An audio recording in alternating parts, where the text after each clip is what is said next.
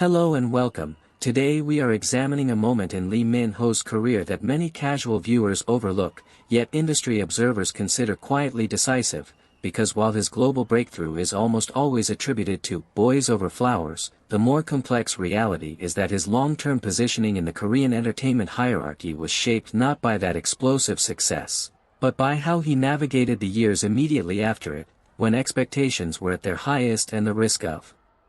being permanently typecast was very real.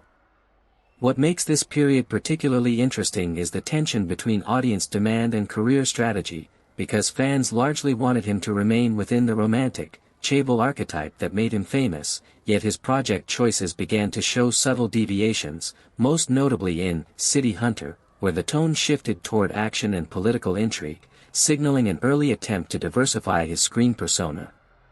Discussions across forums and fan communities at the time often reflected confusion, with some praising the darker narrative while others expressed concern that he was moving too far from the emotional accessibility that defined his earlier appeal, and this split reaction is critical, because it demonstrates how tightly controlled star images are in the Korean drama ecosystem.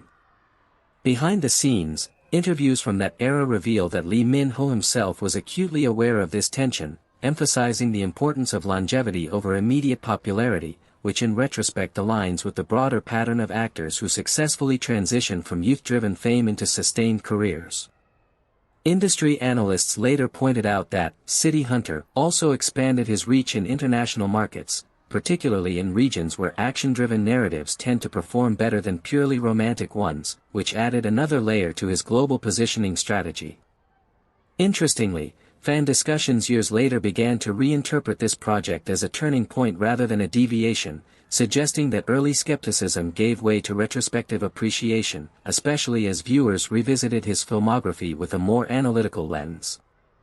When viewed through this perspective, it becomes clear that the true significance of this period lies not in immediate reception, but in how it established a foundation for future roles that required a balance between charisma and authority.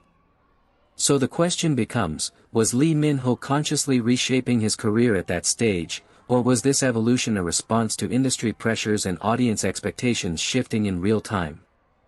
That ambiguity remains part of what makes his trajectory so compelling, and I'll leave you with this thought: how different would his career look today if he had chosen to remain strictly within the romantic mold that first made him a star?